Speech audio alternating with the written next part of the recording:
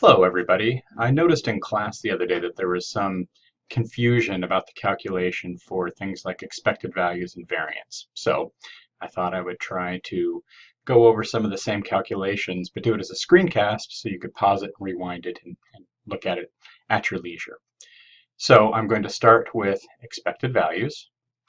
And the sort of idea that we're going to base this around is the idea of the weighted average. So what does that mean? So first off, this is I think one of the main points of confusion. Suppose that we had a random variable like x. Now the idea here is that x is the numeric result of a random process. So that means that there are two different things that come out of this. The first thing are the allowed values.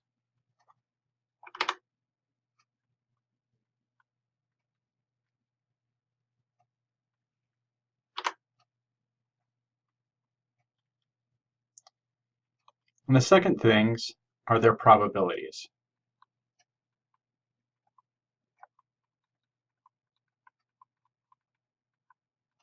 So if you think about it, a random variable like x really represents an entire table.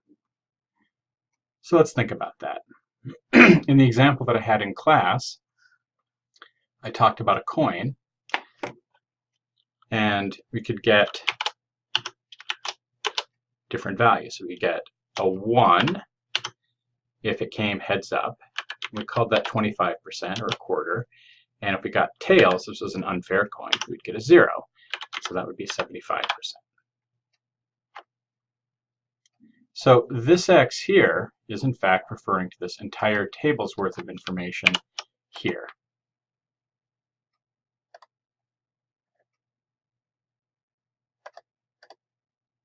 Okay, so this whole table is essentially a random variable. Now I want to point out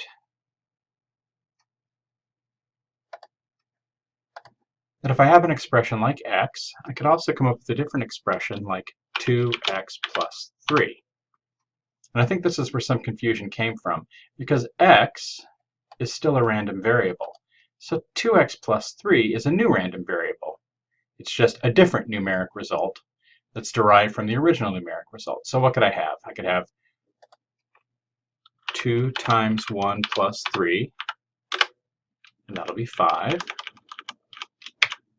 I could also have 2 times 0 plus 3, and that'll be 3. So far so good, I hope. Now, if you have a random variable, you sort of pull everything together, and you can ask yourself,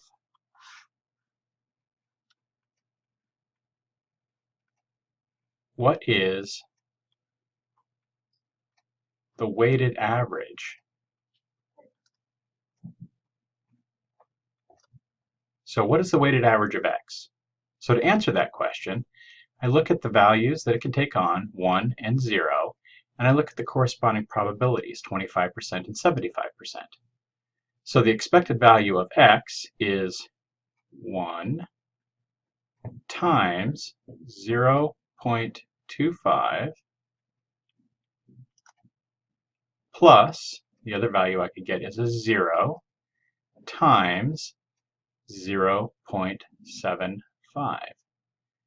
And let me point out, as is common in algebra, I'm using juxtaposition to represent multiplication. In other words, side-by-sideness. 1 times 0.25 plus 0 times 0.75. And in this case,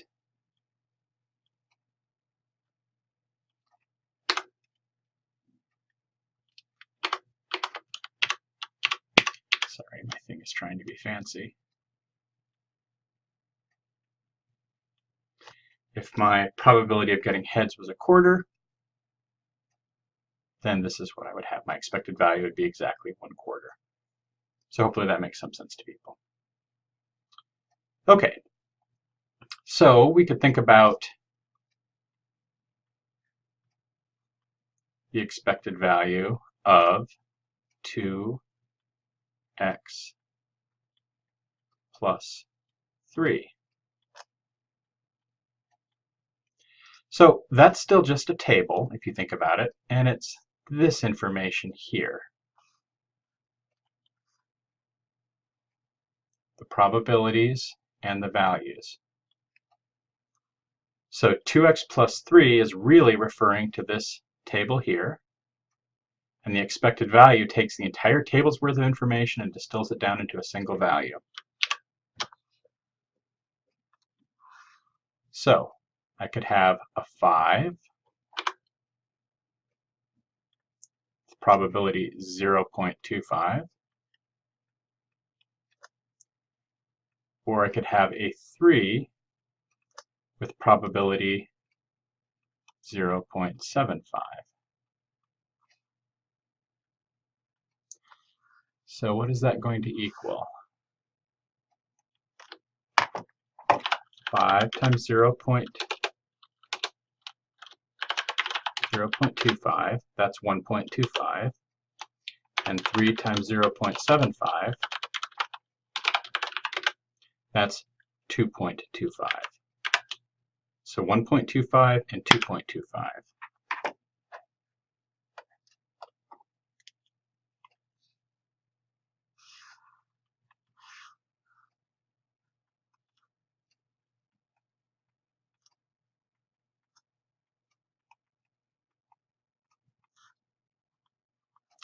In other words, 3.5.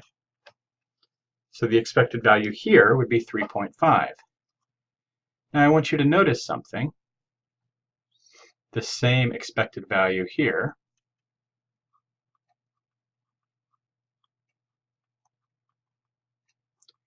according to that rule that I showed you in class, should be 2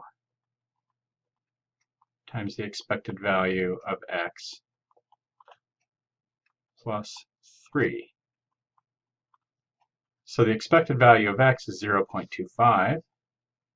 2 times 0.25 plus 3 is 0.5 plus 3, or 3.5. So we get the same thing.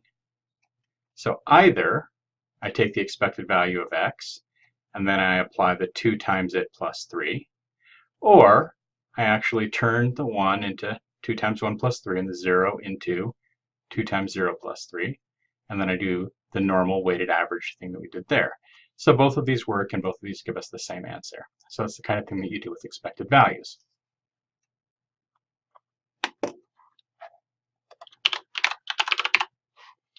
Now the next idea was the variance.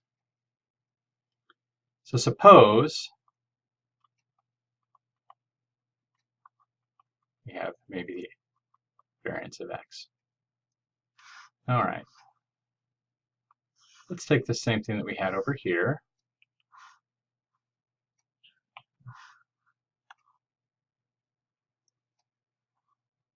Oops, I'm not doing a very good job of this, am I? Let's go back.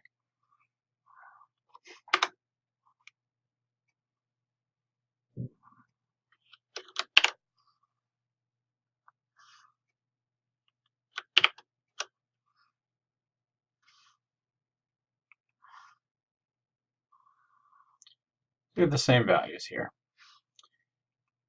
And so as you recall, the expected value of x was 0.25.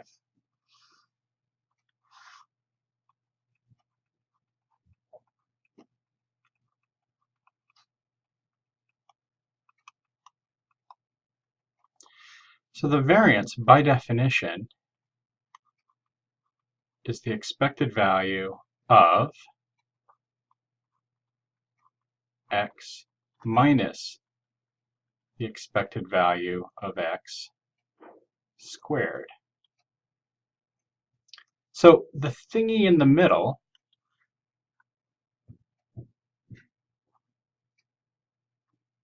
this guy right here, that should represent a column or some kind of a tabley thing.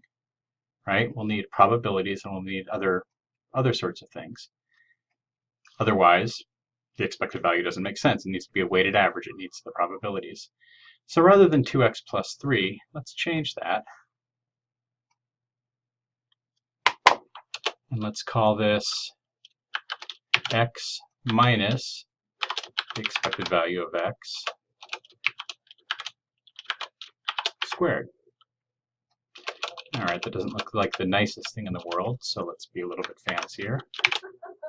X minus the expected value of x quantity squared.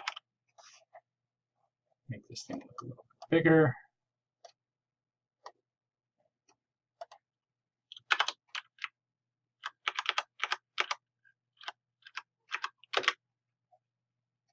There, that kind of looks a bit nicer, right? Okay.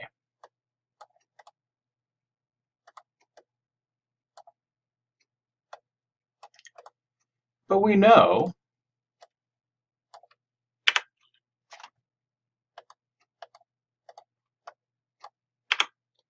that the expected value of x in this particular case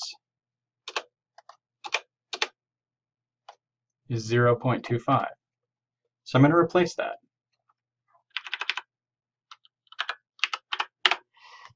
Okay, so I'm looking at x minus 0.25 squared. So what do I have? I have 1 minus 0.25 squared.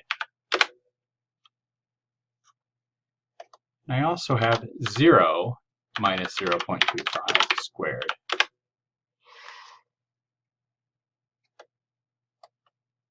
So I get these different results here. Again, just like we were when we looked at 2x plus 3, this is x minus 0.25 squared, x minus the expected value of x. So we get those. Now, that's this part here. I'm supposed to take the expected value of that.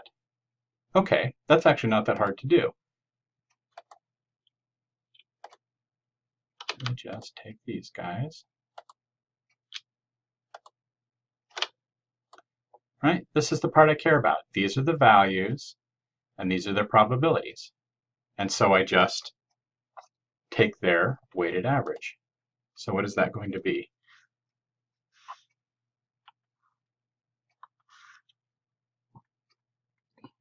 Well, one value that this expression could take on, I'm going to put it in parentheses just to make the differences easy to see. And then its corresponding probability is 0.25.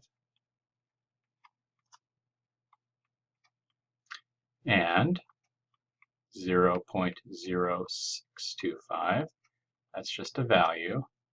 That's going to be times 0.75.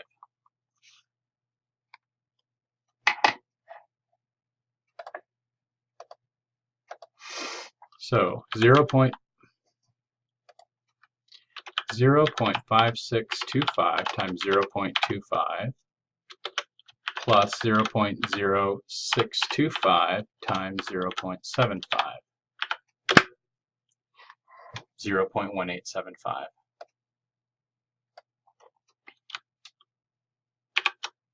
So, after all of that work, what we know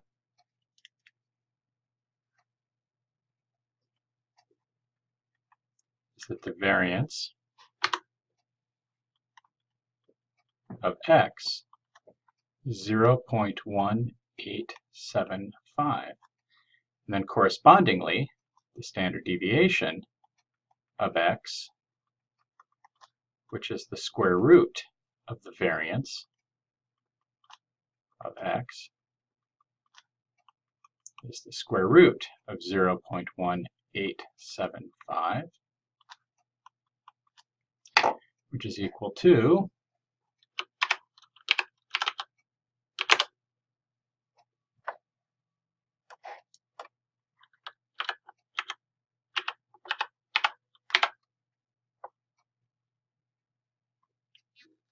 have to lean in to see the square root sign. Call it 0.433 roughly.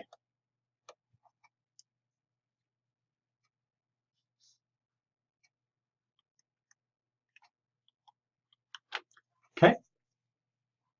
So hopefully that makes a little bit of sense. And in the next screencast, I'll do another example.